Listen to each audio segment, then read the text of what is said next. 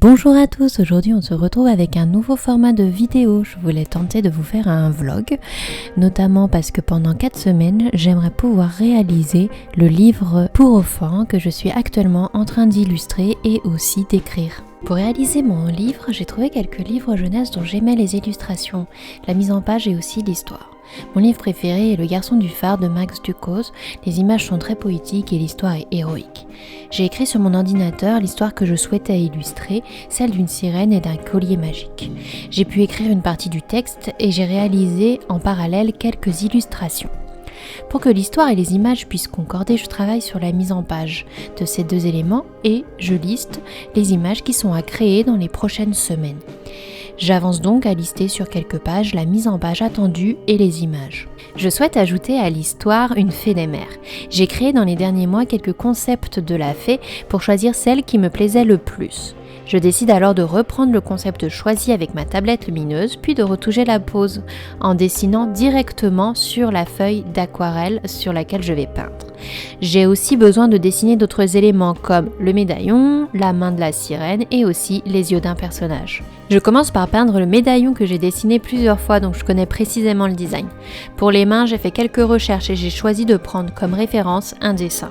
C'est un vrai souci. En la dessinant, je me rends compte que je n'arrive pas à comprendre le placement de 2 doigts.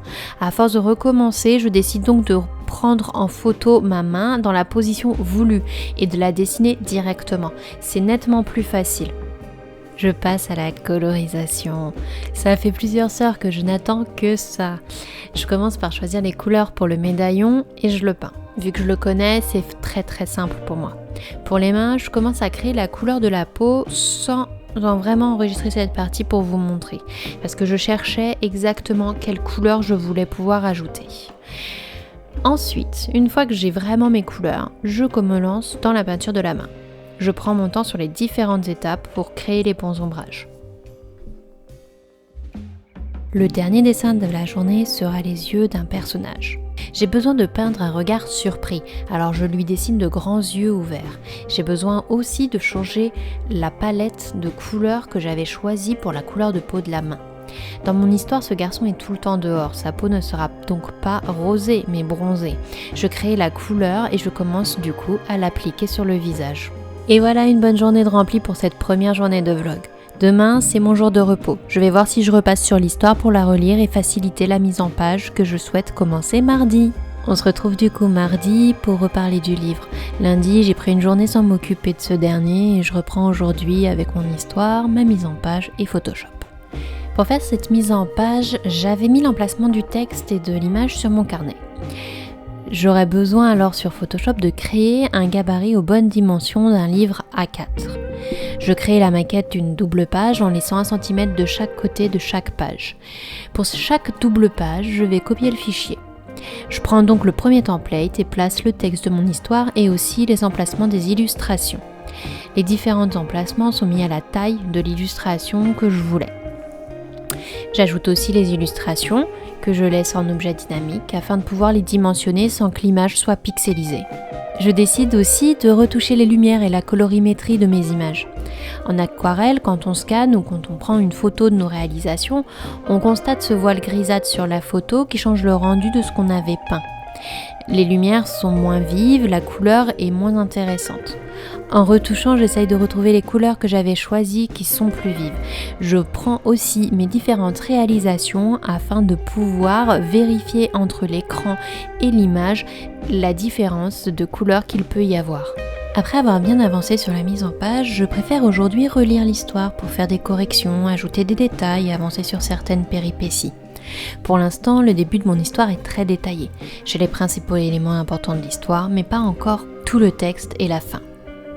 Je n'arrive pas encore à savoir où je vais dans cette histoire et comment elle va se terminer.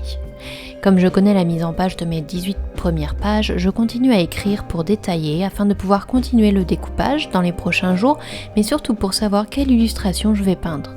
En écrivant l'histoire, généralement, je me projette dans les péripéties de mon héroïne. J'ai besoin alors de trouver des images de référence. Ça me permet vraiment de me projeter dans l'histoire afin de savoir quelle image je vais mettre en avant. C'est pour cela que même si je n'ai pas encore fini l'écriture, je me permets de trouver des idées pour enrichir cette histoire. Pour cette nouvelle soirée, je continue d'avancer sur le livre en faisant les croquis des pages que j'aimerais peindre le samedi. J'ai fait des recherches de photos de référence de tempêtes qui se passent sur la mer. J'ai réuni une dizaine d'images sur Pinterest qui permettent de créer un croquis. Je m'y réfère régulièrement pour comprendre comment les nuages sont présents durant une tempête et aussi comment l'eau réagit quand il y a beaucoup de vent. Je souhaite avoir un dessin réaliste où l'on ressent le vent et la présence d'une journée très grisâtre. J'ai commencé par peindre les nuages, puis les vagues en premier plan. J'ai ajouté quelques orages par la suite. Je détaille en ajoutant l'eau qui se casse sur un rocher et aussi des vagues très impressionnantes au deuxième plan. Je nettoie enfin mon dessin de tous les coups de crayon qui m'ont permis de le construire. Je suis très satisfaite du croquis, j'ai très hâte de le peindre pour le rendre très sombre. Ça y est, le premier croquis est terminé. Je regarde mon carnet pour sélectionner les croquis suivants. Je décide de partir sur une double page représentant un village côtier. Je scotche donc 2 feuilles A4 pour dessiner mon croquis en vue d'ensemble. Vu que le village apparaît de loin sur une autre illustration, je reprends l'illustration précédente en référence et commence à dessiner ce qu'on voyait sur l'illustration, c'est-à-dire les nuages et l'emplacement des maisons. J'adore dessiner les nuages, alors je prends mon temps pour bien les modeler. Après, je passe aux détails. Des feuilles de bananier, des détails sur les maisons, les habitants que je commence à dessiner en bonhomme bâton pour que les proportions de ces derniers soient respectées. Une fois que les dimensions et les placements me conviennent, je les sculpte et je les habille. J'ai envie que le lecteur puisse s'imaginer la vie de ce village. Alors je rajoute des palmiers, un espace de vie avec des tables au 3e plan et aussi des sièges en bois au 1er plan. Comme pour certaines illustrations, je décide d'ancrer ce dessin. Je ne l'ai pas fait pour le dessin de la tempête vu que les feuilles sont collées au bloc. L'ancrage me permet de garder une version du croquis si je ne suis pas satisfaite de la version à l'aquarelle. Donc voici le résultat de cette soirée. 2 soirées de croquis ne seront pas de trop pour cette semaine. Alors vendredi, on continue sur cette activité. Contrairement à jeudi, je n'ai pas besoin de pages entières. Je préfère complémenter mon texte avec de petites illustrations sur certaines doubles pages. Pour cette double page que je vais illustrer, j'ai besoin d'un genre d'hôtel où il y a les fleurs, des bougies, des offrandes. Je fais donc tous ces détails. Sur la même page, je continue avec le portrait de la sirène dans l'eau. Je me réfère à mes précédentes illustrations pour le visage et le corps. Je recherche aussi des références photos pour le positionnement des bras et des mains. Une fois le dessin avancé, je me rends compte que pour la mise en page, il serait mieux que je retourne l'image de la sirène pour qu'elle se retrouve à droite de la page et non à gauche comme c'est le cas. Du coup, je prends une photo de mon croquis pour vérifier qu'en la retournant, il n'y ait pas d'erreur de proportion. Malheureusement, c'était le cas. Je corrige tout ça et je commence un 3e croquis de la sirène qui chante. Je sais que je n'aurai pas le temps de tout peindre ce week-end, alors après ce croquis, je vais me replonger plutôt dans l'écriture de l'histoire. Et voilà la dernière journée. Pour finir cette semaine, je me lance dans la peinture de l'illustration de la tempête. Cette image est la plus inspirante pour moi. Je pars avec l'idée de prendre mon temps pour que la peinture puisse bien sécher entre les couches que je vais poser, mais aussi pour laisser les fusions se faire. Contrairement aux illustrations, je peins sur une feuille d'aquarelle 100% coton. L'utilisation de l'eau est très différente. Pour que vous en sachiez plus, je vous mets en description mon test sur ce papier 100% coton. Au départ, je décide des couleurs de ma palette, pour éviter d'avoir un manque de peinture et de reprendre les couleurs qui n'auront pas le même rendu. Pour ce dessin, je souhaite garder des parties du papier très blanc, vu qu'il y aura des orages. J'utilise donc du drawing gum pour faire des éclairs. Je décide d'attaquer en premier le fond derrière les nuages en mouillant le papier et ensuite je peins les vagues du premier plan. Au départ, toutes mes couleurs sont uniformes, ce n'est que par la suite, avec différentes couches, que j'ajoute les ombres. Je peins toujours en formant les vagues pour qu'on puisse comprendre les formes. J'ajoute la peinture du rocher et laisse beaucoup de blanc autour vu que ce dernier sera aspergé par une bourrasque d'eau. J'ajoute des ombres et aussi je commence les détails des vagues et de leur effet. Je passe alors aux nuages. J'essaye de mouiller en dosant l'eau pour éviter d'en avoir trop et je commence à déposer la première couche. Je prends mon 2e pinceau sans peinture pour étaler les pigments de l'eau. Je n'attends pas que ça sèche et j'ajoute une 2e couche de pigments pour renforcer l'effet. À chaque fois, j'alterne entre les différents plans du dessin pour que la partie puisse sécher et que je renforce les ombres avec une autre couche. Pour renforcer l'ombre des nuages, j'essaye une nouvelle façon de peindre. Je mouille le papier, puis je dépose sans étaler les pigments. Je veux que les pigments s'étalent par eux-mêmes et créent des fusions intéressantes. Je pense que pour les nuages, c'est important de laisser les fusions se créer par elles-mêmes. Ça renforce un effet de naturel. En étalant, l'effet serait trop lisse.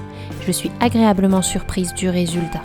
Je termine la mer avec quelques vagues plus importantes dans le dernier plan.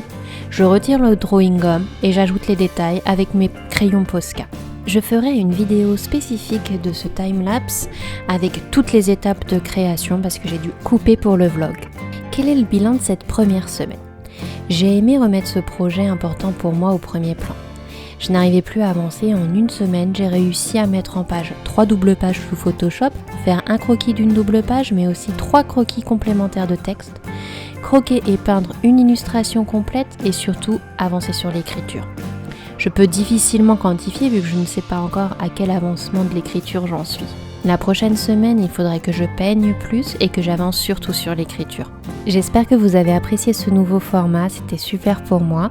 J'espère aussi que vous aimez pouvoir suivre ces aventures. Je vous dis à très vite et à la semaine prochaine.